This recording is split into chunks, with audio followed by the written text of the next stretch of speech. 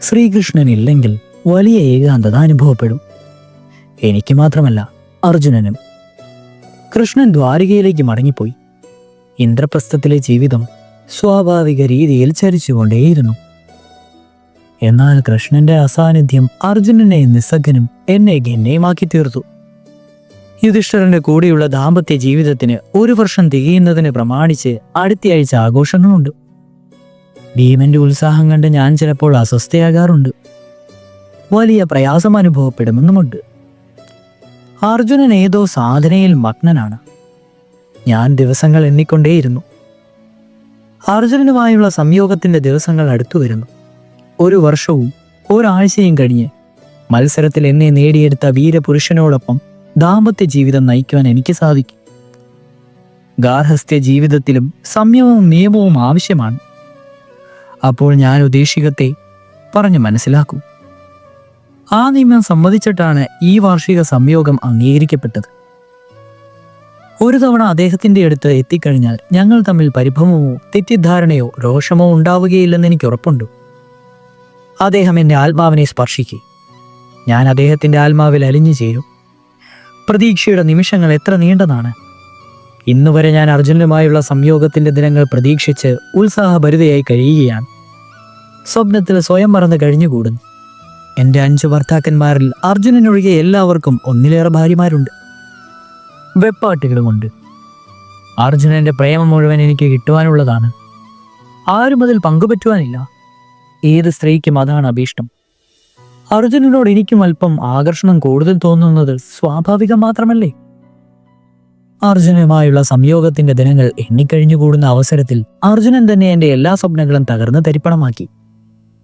ഒരു ദിവസം യുധിഷ്ഠിരനെ വിളിപ്പിച്ചു. അമ്മയുടെ പാദസേവ നിർത്തിവെച്ചിട്ട് ഞാൻ യുധിഷ്ഠിരന്റെ അടുത്ത് പോയി. അദ്ദേഹം വിശ്രമിക്കുകയായിരുന്നു.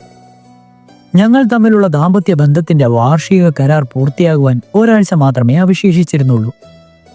അതുകൊണ്ട് യുധിഷ്ഠിരൻ 1 നിമിഷം പോലും എന്നെ അടുത്തുനിന്ന് മാറ്റുവാൻ സമ്മതിച്ചിരുന്നില്ല. അദ്ദേഹം പറയുമായിരുന്നു, കൃഷ്ണേ, നിങ്ങൾ എൻ്റെ പ്രേരണയുടെ ഉറവിടമാണ്. നിങ്ങൾ എൻ്റെ അടുത്തുണ്ടായെങ്കിൽ ഞാൻ ധർമ്മരാജനാണ്. നിങ്ങൾ എന്നിൽ നിന്നകന്നാൽ ഞാനൊരു പക്ഷേ ധർമ്മമാർഗത്തിൽ നിന്ന് വ്യതിചലിച്ചു പോകുമോ എന്ന് ഭയക്കും. നിങ്ങളുടെ ശരീരത്തിന്റെ ആകർഷണമല്ല പ്രധാനം. നിങ്ങളുടെ ധർമാചരണവും പവിത്ര ചിന്തയുമാണ് പ്രധാനം. നിങ്ങൾ എൻ്റേത് മാത്രമായിരുന്നുവെങ്കിലെന്ന് ഇപ്പോൾ മനസ്സ് ആഗ്രഹിക്കുന്നു. പെട്ടെന്ന് തന്നെ യുധിഷ്ഠിരൻ ഗൗരവം കൊണ്ടു. നോക്കൂ, നിങ്ങളിൽ നിന്ന് കണ്ട് മാറേണ്ട ദിവസം അടുക്കും തോറും എത്ര അനുചിതമായ ചിന്താഗതികളാണ് എൻ്റെ മനസ്സിൽ നിറയുന്നത്. വാസ്തവത്തിൽ ഞങ്ങൾ 5 സഹോദരന്മാരും ഏക മനസ്സും ഏക പ്രാണനുമായി ജീവിക്കുന്നവരാണ്. നിങ്ങൾ യജ്ഞസേനിയാണ്. ധർമ്മ സംസ്ഥാപനം നിങ്ങളുടെ ജന്മ ഉദ്ദേശമാണ്. നിങ്ങൾ എൻ്റേത് മാത്രമായി കഴിയുന്നത് എങ്ങനെ? വിശ്രമ മുറിയിലെ കട്ടിലിൽ കിടക്കുകയായിരുന്നു യുധിഷ്ഠിരൻ. ഞാൻ അദ്ദേഹത്തിന്റെ പാദങ്ങൾ എൻ്റെ മടിയിൽ വെച്ചിട്ട് പതുക്കെ തലോടിക്കൊണ്ടേയിരുന്നു. പെട്ടെന്ന് അർജുനൻ കാറ്റുപോലെ മുറിക്കുള്ളിൽ കടന്നു വന്നു. അദ്ദേഹം വളരെ കിന്നയായി കാണപ്പെട്ടു. തലകുനിച്ച് മുന്നോട്ട് വന്ന് മൂലയിൽ വെച്ചിരുന്ന ആയുധങ്ങളെടുത്ത് അതേ വേഗത്തിൽ ഇറങ്ങിപ്പോയി. അദ്ദേഹം എൻ്റെയോ യുധിഷ്ഠിരന്റെയോ നേർക്ക് കണ്ണോടിച്ചതുപോലുമില്ല. എനിക്ക് വലിയ സങ്കോചം തോന്നി. യുധിഷ്ഠിരൻ ആനാസക്ത സ്വരത്തിൽ പറഞ്ഞു, പെട്ടെന്ന് ആയുധം ആവശ്യമായി വന്നെന്ന് തോന്നുന്നു. ആയുധം കയ്യിലുണ്ടെങ്കിൽ അർജുനൻ ഏത് സാഹചര്യവും നിയന്ത്രിച്ചുകൊള്ളൂ. അർജുനൻ മാത്രമല്ല, പാണ്ഡവന്മാർ 5 പേരും പരോപകാരത്തിന് പേര് കേട്ടവരാണ്. ഭോഗങ്ങളും വ്യസനങ്ങളും സുഖവും ഐശ്വര്യവും അവർക്ക് അത്യാവശ്യമില്ല. രാജാക്കന്മാരായിരുന്നിട്ടും ദുഃഖിതരുടെയും ദളിതരുടെയും പതിവരുടെയും ദുഃഖം അവർ പങ്കെടുത്തു. ഇക്കാരണത്താൽ അവർക്ക് പ്രജകളുടെ ഹൃദയം ജയിക്കുവാൻ കഴിഞ്ഞു. ആ സമയത്ത് പ്രജകൾക്ക് ഏത് ആപത്തുണ്ടായെന്ന് അറിയുവാൻ വയ്യ. അർജുനൻ ആപത്തില്ലാതാക്കുവാൻ പോയതായിരിക്കും. അന്യർക്ക് വേണ്ടി തീയിൽ ചാടുവാൻ ഒരുങ്ങുന്നത് അർജുനന്റെ സവിശേഷതകളാണ്. യുധിഷ്ഠിരന്റെ പാദസേവ ചെയ്തുകൊണ്ടിരിക്കുമ്പോൾ ഞാൻ അർജുനനെ പ്രശംസിച്ചുകൊണ്ടേയിരുന്നു. അപ്പോൾ തന്നെ മായ വന്നറിയിച്ചു. അർജുനൻ വെളിയിൽ കാത്തു നിൽക്കുന്നു. യുധിഷ്ഠിരൻ മഹാരാജാവിനെ കാണുവാൻ ആഗ്രഹിക്കുന്നു. യുധിഷ്ഠിരൻ പുറത്തേക്കിറങ്ങി. ഞാനും പിറകെ ചെന്നു. അർജുനൻ ബ്രഹ്മചാരി വേഷത്തിൽ നിൽക്കുന്നു. ബാക്കി പാണ്ഡവന്മാരും കുന്തിദേവിയും അദ്ദേഹത്തിന് ചുറ്റും നിൽക്കുന്നു. യുധിഷ്ഠിരൻ ആശ്ചര്യത്തോടെ ചോദിച്ചു, എന്താണ് കാര്യം? അർജുനന്റെ ഈ വേഷം എന്തിനാണ് ഇങ്ങനെ ഇരിക്കുന്നത്? അർജുനൻ കൈകോപ്പിക്കൊണ്ട് പറഞ്ഞു, എന്നെ യാത്ര അയക്കൂ ജ്യേഷ്ഠ. ഞാൻ നിയമം ലംഘിച്ചു.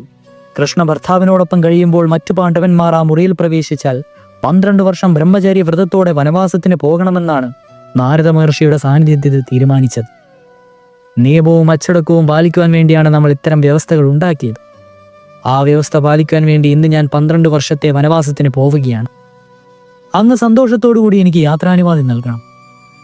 യുധിഷ്ഠിരൻ വ്യഥിതനായി സ്തബ്ധനായി നിന്നുപോയി. ദാമ്പത്യ ജീവിതത്തിലെ സുഖത്തിനും സമാധാനത്തിനും വേണ്ടി മുന്നോട്ട് വെച്ച വ്യവസ്ഥ എൻ്റെ ജീവിതത്തിൽ ഇത്രയും ദുഃഖവും അശാന്തിയും നിറയ്ക്കുമെന്ന് ആരറിഞ്ഞു? ഞാൻ ഭഗ്നഹൃദയനായി നിന്നു. ഒരു ഉപായവും കണ്ടില്ല. യുധിഷ്ഠിരൻ വിഷാദം നിറഞ്ഞ സ്വരത്തിൽ പറഞ്ഞു, അർജുന, നീ ഒരു തെറ്റും ചെയ്തില്ല. ഏതോ മഹത്തരമായ ഉദ്ദേശത്തോടെയാണ് ഞങ്ങൾ വിശ്രമമുറിയിൽ പ്രവേശിക്കുവാൻ ബാധ്യസ്ഥനായത്. ഞങ്ങൾക്ക് 2 പേർക്കും അതിൽ തെറ്റൊന്നും തോന്നിയില്ല. ജ്യേഷ്ഠൻ ഭാര്യയോട് സംസാരിച്ചു കൊണ്ടിരിക്കുമ്പോൾ അനുജൻ ആ മുറിയിൽ കടന്നു വരുന്നതിൽ അശോഭനീയമായ ഒന്നുമില്ല. അതുകൊണ്ട് വനവാസത്തിന് പോകേണ്ട ആവശ്യമില്ല. ഏതോ ബ്രാഹ്മണന്റെ പശുവിനെ കള്ളൻ പിടിച്ചുകൊണ്ടുപോയി. അതിനെ തിരികെ കൊണ്ടുവരുവാനുള്ള ശ്രമത്തിലാണ് അർജുനൻ ഈ ആപത്തിൽ ചെന്നുപെട്ടത്. ഭീമൻ അർജുനന്റെ നിഷ്കളങ്കതയെ പരിഹസിച്ചു. ഞാൻ ആലോചിച്ചു, അർജുനൻ എന്തിനാണ് ഇങ്ങനെ ചെയ്തത്? ബ്രാഹ്മണൻ അദ്ദേഹത്തോട് ഉപേക്ഷിച്ചതുപോലെ ഭീമനോടും അപേക്ഷിക്കുമായിരുന്നു. കള്ളനെ പിടികൂട്ടി പശുവിനെ രക്ഷിക്കുന്നതിന് ഭീമൻ ഒരു വലിയ കാര്യമല്ല.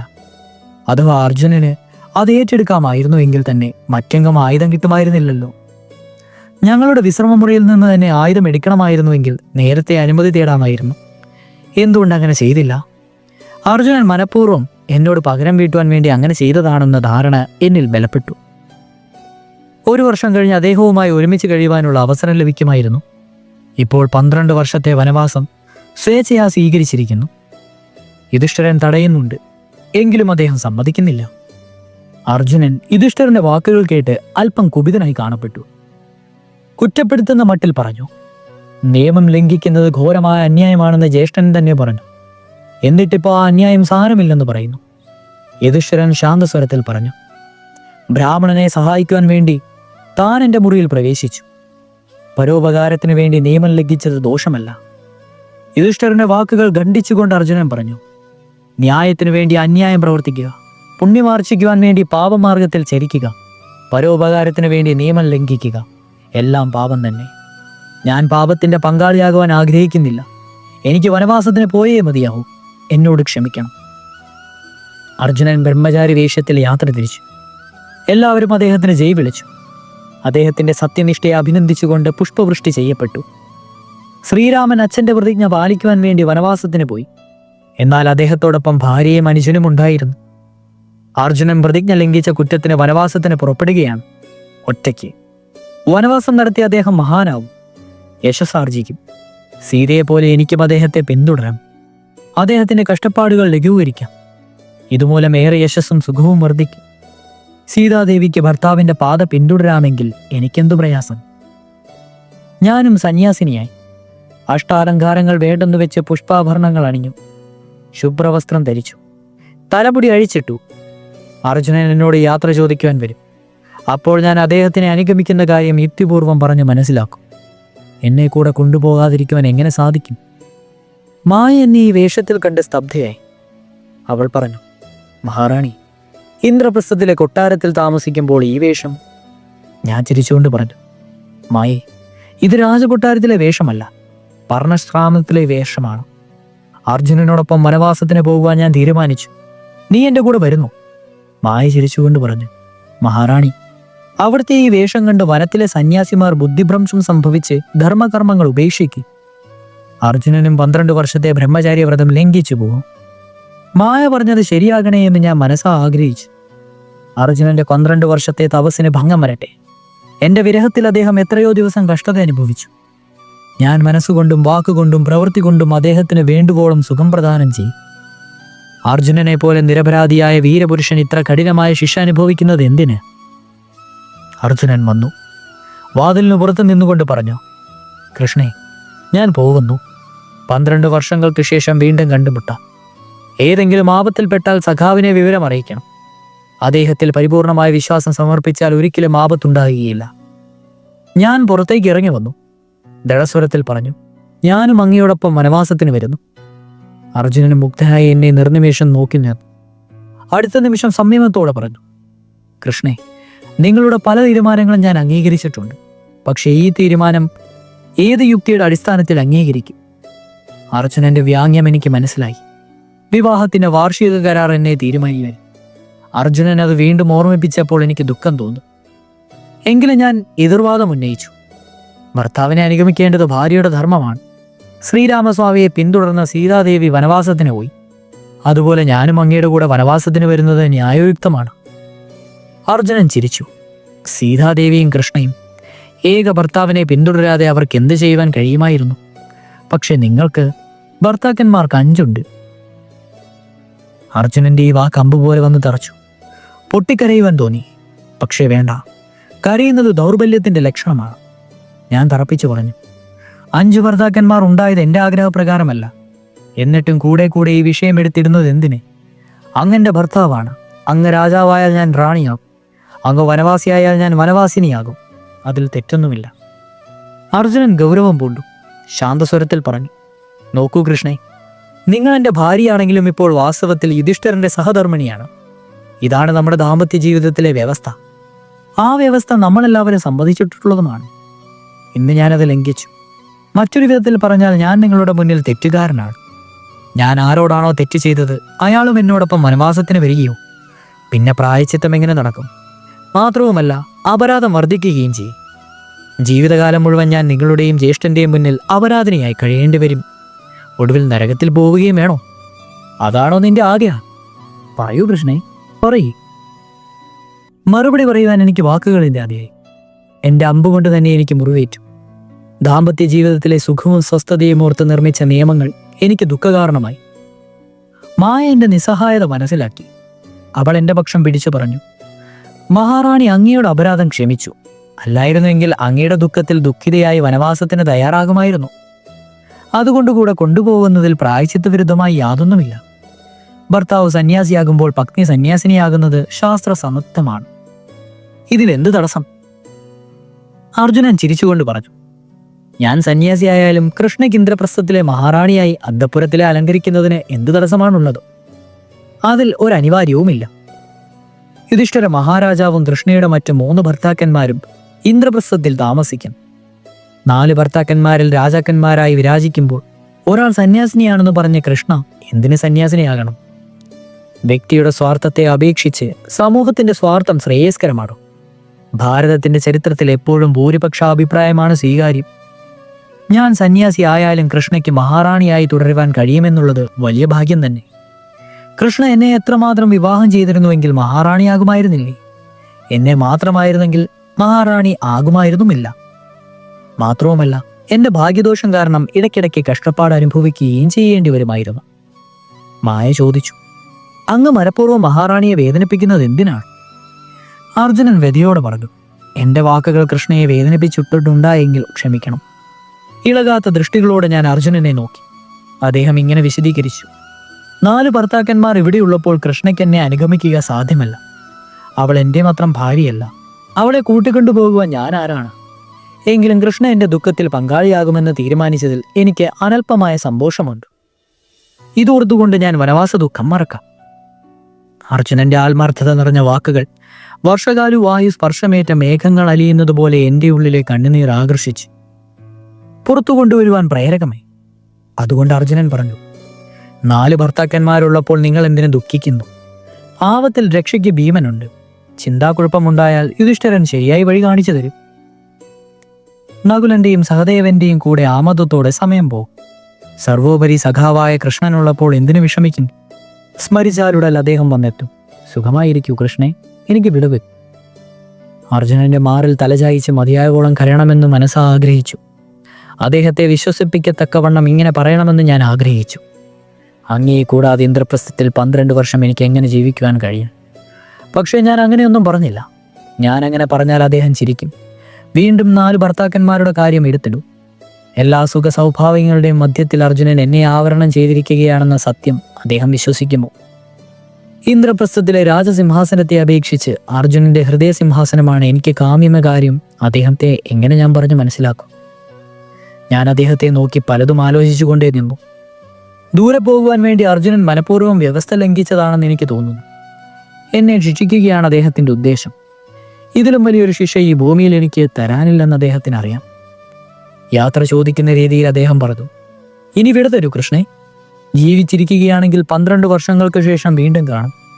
വനത്തിൽ കാൽകുത്തിക്കഴിഞ്ഞാൽ എവിടെ എന്താപത്തുണ്ടാകുമെന്ന് ആർക്കറിയാം? ആശങ്കയും ഉദ്വേഗവും ദുശ്ചിന്തയും മൂലം എൻ്റെ മുഖം വാടി. എൻ്റെ മുഖം വിവരണമായതുകൊണ്ട് അദ്ദേഹത്തിൻ്റെ മനസ്സിന് സുഖം ലഭിക്കുന്നുണ്ടെന്ന് എനിക്ക് തോന്നി. എനിക്ക് പ്രയാസമുണ്ടാകട്ടെ എന്ന് കരുതിയാണ് അദ്ദേഹം ഇതെല്ലാം പറയുന്നത്. അദ്ദേഹത്തിൻ്റെ പദ്ധതികൾ മുഴുവൻ എനിക്കിപ്പോൾ മനസ്സിലായി. കൃഷ്ണൻ്റെ കൂടെ ദ്വാരകയിൽ പോകുന്നതിന് ഞാൻ തടസ്സം നിന്നു. അതിന് ഈ രീതിയിൽ ഞാൻ എൻ്റെ മനസ്സ് കഠോരമാക്കി. ആര്യാവർത്തത്തിലെ മഹാപരാക്രമിയായ അർജുനൻ വനത്തിലെ അജ്ഞാത വിപത്തിനെക്കുറിച്ച് സംസാരിക്കുന്നു. ഇത് ഞാൻ ആദ്യം കേൾക്കുകയാണ്. ശ്രീകൃഷ്ണന്റെ സഖാവായ വീരപരാക്രമിയായ അർജുനൻ ഏത് വിപത്തിനെയും തരണം ചെയ്യുവാൻ ശക്തനാണ്. ലോകത്തിലെ ഒരു ശക്തിക്കും അദ്ദേഹത്തെ പരാജയപ്പെടുത്തുക സാധ്യമല്ല. ശ്രീകൃഷ്ണൻ അങ്ങനെ സസുഖം തിരിച്ചെത്തിക്കട്ടെ. ഈ 12 വർഷക്കാലം എനിക്ക് വലിയ ആപത്തോ വിപത്തോ ഉണ്ടായില്ലാതാനും. ഞാൻ കൃഷ്ണനെ സ്മരിക്കുകയില്ല. അതേസമയത്ത് അങ്ങ് അദ്ദേഹത്തെ സ്മരിക്കുകയാണെങ്കിലോ അദ്ദേഹം എങ്ങോട്ട് പോകും? ആരുടെ വിളി കേൾക്കും? അതുകൊണ്ട് കൃഷ്ണൻ എപ്പോഴും അങ്ങയുടെ അടുത്ത് തന്നെയുണ്ടെന്ന് ഓർമ്മിച്ചോളൂ. അർജുനൻ കോമളസ്വരത്തിൽ പറഞ്ഞു. നന്ദി കൃഷ്ണേ, നിങ്ങൾ സ്വന്തം കർത്തവ്യം പൂർത്തിയാക്കി. ഞാനും നിങ്ങളോടുള്ള എൻ്റെ കർത്തവ്യം പൂർത്തിയാക്കും. നിങ്ങൾ എന്നോടൊപ്പം ദാമ്പത്യ ജീവിതം നയിക്കേണ്ട വർഷമാകുമ്പോൾ ശ്രീകൃഷ്ണൻ നിങ്ങൾക്ക് തുണയായി വരും. ഞാൻ അദ്ദേഹത്തിന് സന്ദേശം അയക്കാം. അദ്ദേഹം അടുത്തുണ്ടായെങ്കിൽ എൻ്റെ അഭാവം നിങ്ങളെ അസ്വസ്ഥമാക്കുകയില്ല. ദിവസങ്ങൾ സസുഖം കഴിഞ്ഞു പോകും. ഞാൻ ഏത് കൊടുങ്കാട്ടിലായാലും സഖാവ് നിങ്ങളുടെ അടുത്തുണ്ടായെങ്കിൽ എനിക്ക് മനസമാധാനം ലഭിക്കും. ഞാനൊന്നും മിണ്ടിയില്ല. ഇനി എന്തു പറയുവാൻ? ഊമയായി നിന്ന് ഒരുപാട് കാര്യങ്ങൾ പറയപ്പെടാതെ അവശേഷിച്ചു. അർജുനൻ എൻ്റെ കൈ പിടിച്ചു. നിങ്ങൾ വിദൂഷിയാണ്, വിദ്യാവതിയാണ്. ഞാൻ നിങ്ങൾക്ക് എന്തുപദേശം തരാൻ? എങ്കിലും ചില കാര്യങ്ങൾ പറയട്ടെ. ധർമ്മമാർഗത്തിലൂടെ സഞ്ചരിച്ച് മൂത്ത ജ്യേഷ്ഠൻ കർക്കശക്കാരനായി തീർന്നു. തെറ്റിദ്ധാരണ ഉണ്ടാകരുത്. അദ്ദേഹത്തിൻ്റെ മനസ്സ് വേദനിപ്പിക്കരുത്. ഭീമനെ ഒരിക്കലും കുപിതനാക്കരുത്. നകുല സഹദേവന്മാരെ അവഗണിക്കരുത്. എല്ലാത്തിനും ഉപരിയായി അമ്മയോടുള്ള കർത്തവ്യത്തിൽ ഒട്ടും ശൈഥില്യം പാടില്ല. അമ്മ ജീവിതകാലം മുഴുവൻ ഞങ്ങൾക്ക് വേണ്ടി ദുഃഖവും വേദനയും അപമാനവും എല്ലാം സഹിച്ചു. ഇഷ്ടദേവിയെപ്പോലെ അമ്മയെ പൂജിക്കണം. എൻ്റെ അസാന്നിധ്യത്തിൽ സഖാവ് വന്നെത്തിയാൽ അദ്ദേഹത്തെ സത്കരിക്കുന്നതിൽ ഒരു കുറവും വരുത്തരുത്. പിന്നെ എൻ്റെ കാര്യം, എന്നെക്കുറിച്ച് ഒരിക്കലും ചിന്തിക്കരുത്. രാജപുത്രന് കുട്ടിക്കാലം മുതൽ തന്നെ വനവാസം, വിപത്ത്, നിരാഹാരം, അർദ്ധാഹാരം, ദാരിദ്ര്യം, വിധി എന്നിവയോടെല്ലാം പോരാണ്ടിയിടയിൽ വരും. ദൈവാധീനമുണ്ടെങ്കിൽ ഞാൻ മടങ്ങി വരും. ഇപ്പോൾ വിട തരൂ. എൻ്റെ മനസ്സിൽ ദുഃഖം നിറഞ്ഞു. കണ്ണുകൾ ബാഷ്പവിപുലങ്ങളായി. അദ്ദേഹത്തിൻ്റെ വാക്കുകൾ കേട്ട് ഒന്നും മിണ്ടാതെ തലകുനിച്ചുകൊണ്ട് നിന്നു. യാത്രയാകുന്നതിന് ഒരു നിമിഷം മുമ്പ് ഞാൻ ചോദിച്ചു, മറ്റാരും അറിയണ്ട. കുറുത്തപക്ഷം എന്നോടെങ്കിലും പറ. അങ്ങ് ആയുധമെടുക്കാനെന്ന വ്യാജേന യുധിഷ്ഠിരന്റെ പുറയിൽ പ്രവേശിച്ചത് എന്നെ ശിക്ഷിക്കുവാൻ വേണ്ടി മാത്രമല്ലേ? ഇന്ദ്രപ്രസ്ഥത്തിൽ വേറെങ്ങും ഒരായുധവും ലഭിച്ചില്ല എന്ന് ഞാൻ അംഗീകരിക്കുകയില്ല. വനവാസികളായ സന്യാസിമാർ സത്യം പറയുന്നവരാണ്. വനവാസിയാകുന്നതിന് മുമ്പ് കള്ളം പറഞ്ഞാൽ പ്രായശ്ചിത്തത്തിന് വിഘാതമുണ്ടാകുമെന്ന് അങ്ങയ്ക്കറിയാമല്ലോ. അർജുനൻ എന്നെ നോക്കി. അദ്ദേഹത്തിൻ്റെ കണ്ണുകളിൽ കരുണയും വ്യഥയും നിറഞ്ഞ ആനന്ദം, ചുണ്ടുകളിൽ ചെറുപുഞ്ചിരി. ശിക്ഷിക്കുവാൻ ആഗ്രഹിച്ചിരുന്നത് നിങ്ങൾ മനസ്സിലാക്കിയല്ലോ. 12 വർഷത്തെ വനവാസം ഇതുമൂലം സാർത്ഥകമായെന്ന് കരുതാം. എനിക്ക് ദുഃഖമുണ്ടായാലും എന്നെ ശിക്ഷിക്കുന്നതിലൂടെ അദ്ദേഹത്തിന് ആനന്ദം ലഭിക്കുമല്ലോ. ഈ ചിന്തയോടെ അർജുനനെ കാത്തിരുന്ന 12 വർഷം കഴിച്ചുകൂട്ടാം. തുടർ.